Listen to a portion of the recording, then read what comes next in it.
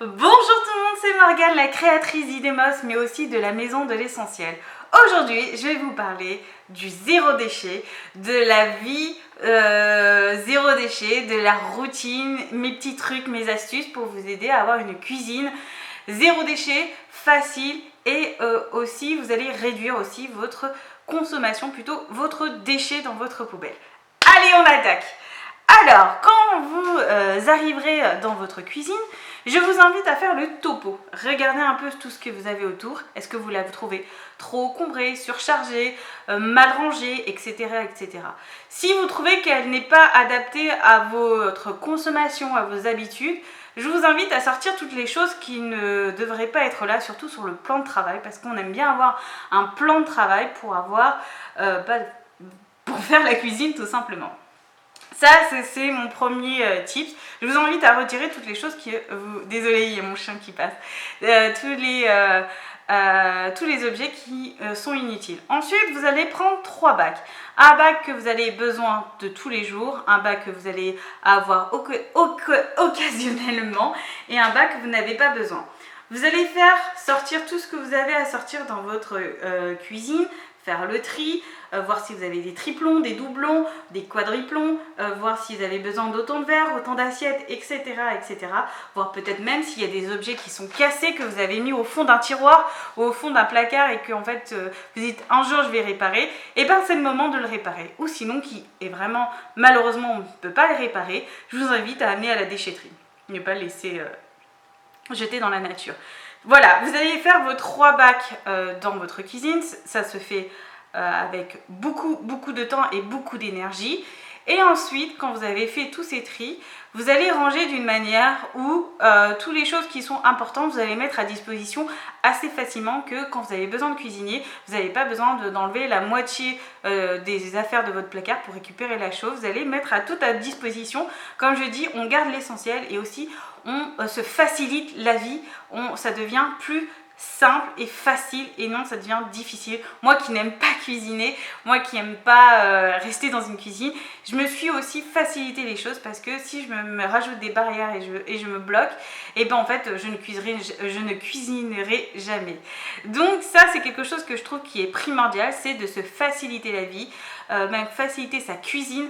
Par exemple, moi j'ai un Monsieur Cuisine Plus qui me permet de faire pèse personne, aussi balance, aussi mixeur, aussi pour faire mes compotes, mes soupes, même modeler ma pâte, etc., etc.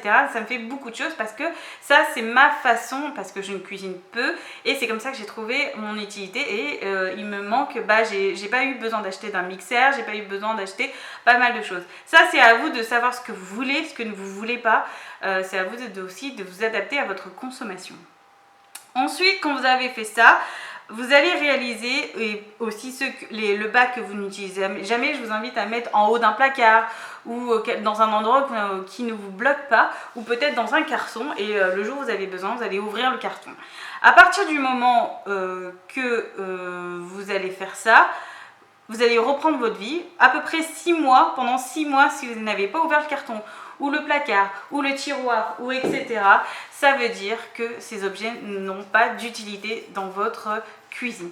Voilà, ça c'est quelque chose qui est vraiment primordial à faire conscieusement, et vous allez voir qu'en fait, peut-être que dans le carton que vous n'utilisez jamais, en fait, dans quelques mois, vous allez le réutiliser et vous dites, ah bah oui, c'est quand même essentiel dans ma vie, ou peut-être pas. Et ça, je vous invite soit à les revendre, soit à donner sur Give, c'est une application où on donne les objets, mais vous délaissez de ces objets-là et vous simplifiez votre vie, ce qui va permettre aussi de faire venir le zéro déchet, puisqu'il faut quand même beaucoup de place pour mettre des bocaux, c'est quand même assez encombrant, on va pas se cacher. Ensuite, vous avez fait le tri, vous avez fait ci, vous avez fait ça. Je vous invite aussi à regarder votre poubelle, la disséquer, c'était quelque chose de très très important. J'ai pas le livre que je vous ai présenté dans l'autre vidéo d'avant. Ah si, je l'ai. C'est Famille Zéro Déchet. Ce qui est assez intéressant, c'est quand il décortique la poubelle, celle-ci là. Je vous invite à faire exactement pareil, celle-ci. je vous invite à faire exactement pareil. Séparer les déchets organiques, séparer les emballages, séparer tout ce qui est non recyclable, les plastiques et autres matières, les lingettes et les couches, et séparer tout ce qui est recyclable, les cartons, le verre, le plastique, textile et métaux. Je vous invite vraiment à les séparer et si possible, à chaque fois que vous allez jeter votre poubelle, vous allez peser chaque déchet, chaque catégorie de déchets et faire un tableau. Alors je sais que c'est pas facile, je sais que c'est très long au début parce que vous avez énormément de déchets, mais à la fin vous n'aurez pas grand chose, surtout si vous faites attention et que vous réduisez au maximum les déchets. Donc ça, ce qui va permettre de faire une deuxième prise de conscience qui va être qu'est-ce que je jette dans ma poubelle, qu'est-ce que je peux améliorer dans mes conditions, qu'est-ce que je peux faire en fait. Donc moi, ma première prise de conscience a été les déchets organiques. Comme vous voyez, ça peut prendre à peu près 32% de la poubelle grise. Et donc, j'ai décidé de faire un compost. J'ai bientôt un e-book qui va sortir sur le compost avec des tips et aussi avec des fabrications maison qu'on peut faire soit dans le jardin ou soit dans l'appartement. Et ça va vraiment réduire la poubelle et vous allez voir qu'en fait, elle sera moins compacte et moins importante. Ensuite, vous allez vous attaquer à tout ce qui est emballage, sur-emballage. Alors, si c'est compliqué, le zéro déchet pur, vous pouvez commencer par l'emballage, plutôt le sur-emballage. Si vous pouvez aller aussi chez votre boucher, chez votre boulanger, chez votre fromager, chez votre artisan, chez où vous voulez, mais ça soit local et pas loin de chez vous. Et ça devient intéressant parce que vous allez demander soit mettre dans des tupperwares, soit mettre dans des sacs. Voilà, je vous les montre. Dans des petits sacs comme ceci. Et vous allez mettre soit vos fruits et légumes, soit des produits secs, des noisettes. En ce moment, c'est la saison des noisettes.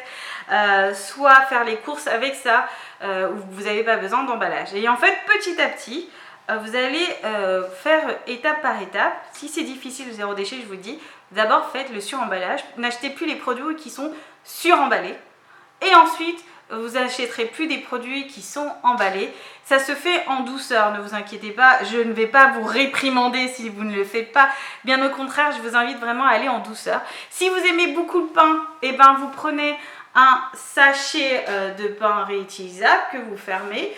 Vous pouvez le conserver à la maison et en même temps, vous pouvez aller chercher votre pain avec.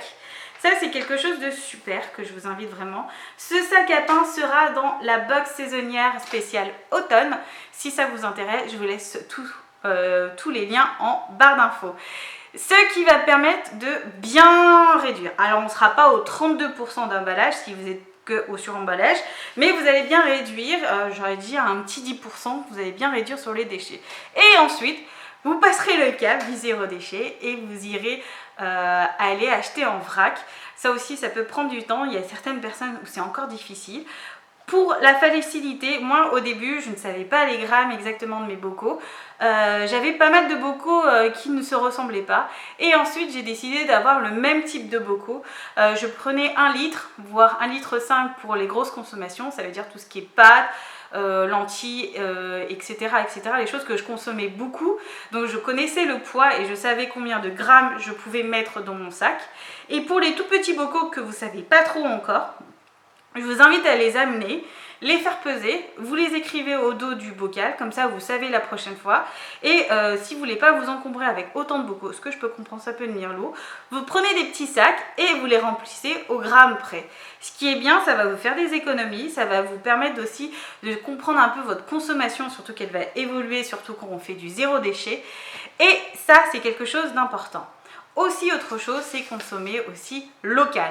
Local, ça va permettre de faire des réductions, ça va permettre aussi de réduire votre facture. Si vous achetez vos ananas, vos mangues et je sais pas quoi, votre litchi, ça coûte très très cher. Mais si vous achetez local et des saisons, vous allez faire encore plus des économies. Donc ça, c'est quelque chose, comme je dis à chaque fois, qui me tient vraiment, vraiment, vraiment à cœur pour votre cuisine. Ensuite, quand vous aurez votre cuisine qui est réduite, vous faites attention au suremballage, aux emballages, vous achetez des légumes des saisons, vous avez réduit au niveau de votre poubelle. Je vous demande, peut-être 6 mois plus tard, quand vous avez fait, ça prend du temps, ça ne se fait pas du on-off, hein, ne vous inquiétez pas. Ce que je vous dis pas, c'est merci, je te mets en vidéo et tu le fais demain. Non, je vous demande de prendre du temps avec vous, d'être gentil avec vous et de ne pas vous obliger à acheter des choses qui ne vous conviennent pas. Ensuite, vous allez passer aux produits ménagers parce que je sais qu'au début, changer son savon, c'est changer un peu tout, son hygiène, c'est changer ses habitudes, etc. Mais juste changer ses habitudes de consommation, ses emballages ou regarder sa poubelle, ça ne me dérange pas. Donc, vous pouvez commencer à regarder tout ce qui est cosmétique. Alors, tout ce qui est pas cosmétique, mais tout ce qui est gel douche, mais pourquoi je suis dans... Mais tout ce qui est oh mince, tout ce qui est lave-vaisselle, tout ce qui est vaisselle, les mousses, les nettoyants, comment vous pouvez nettoyer, les trucs et astuces un peu plus clean et bio. Et aussi, vous pouvez aussi vous renseigner un peu dans votre magasin zéro déchet, votre magasin qui font du vrac. Est-ce qu'ils font du produit vaisselle ou des pastilles de vaisselle en vrac? Et ce qui va permettre en fait de réduire maximum tous ces emballages que vous n'avez pas encore du mal. Et aussi, vous allez vous attaquer aussi tout ce qui est nettoyage de votre cuisine. Moi, je vous avoue, je nettoie ma cuisine avec du savon noir. Le savon noir, ce qui va me faire mon sol, ma cuisine, tout ce qui est un peu autour, ma salle de bain, toute ma maison en fait. Ensuite, alors le vinaigre ne le désinfecte pas, il réduit juste il réduit juste la prolifération des microbes, mais ça ne tue pas tout. Attention, moi ça me dérange pas parce que je veux créer un univers sain dans ma maison et c'est mes germes à moi, c'est pas les germes de tout le monde, donc il n'y a aucun souci. Donc je nettoie la surface avec du vinaigre et ensuite pour enlever tous les résidus de gras, surtout sur mes plaques, et puis comme j'ai une cuisine lisse, et je mets du vinaigre d'alcool, vinaigre d'alcool, non, du truc ménager, je sais plus, pour bien décrasser, pour enlever tous les apports de marque, les apports de graisse, etc. etc. Et ensuite, j'ai plus besoin de rien d'autre. Parce que après les autres choses qui sont dans ma cuisine, c'est plutôt pour mon garage. Pour l'instant on n'a pas encore tout fini de ranger, mais voilà pour moi ma consommation, c'est que ça me réduit beaucoup et ça me permet d'acheter qu'un produit ou 3 produits, qui est mon produit pour le sol, mon produit pour nettoyer le vinaigre, mon produit pour enlever tout ce qui est graisseux, mais aussi pour l'instant il reste le produit vaisselle qu'on achète en vrac et les pastilles du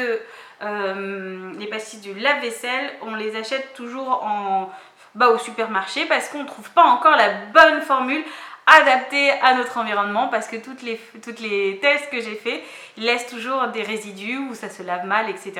Pour l'instant c'est en phase de recherche, je ne décourage pas, je suis très optimiste, il n'y a aucun souci là-dessus. Voilà pour moi ma cuisine, votre future cuisine, mes trucs et astuces pour vous aider à vous lancer dans le zéro déchet. Comme je dis à chaque fois, ne courez pas derrière ce zéro déchet, c'est l'histoire de votre vie, comme j'ai dit. Allez en douceur et faites étape par étape. Si ça ne vous convient pas de décortiquer votre poubelle, ce n'est pas grave, passez au produit vaisselle. Si le produit vaisselle, ça touche trop à votre intimité, le côté hygiène, passez au suremballage, etc. Adaptez ou rangez, voilà, adaptez. C'est l'adaptation, la règle mot. Donc voilà pour moi, pour aujourd'hui, la vidéo sur le zéro déchet, surtout passer du zéro déchet dans sa cuisine.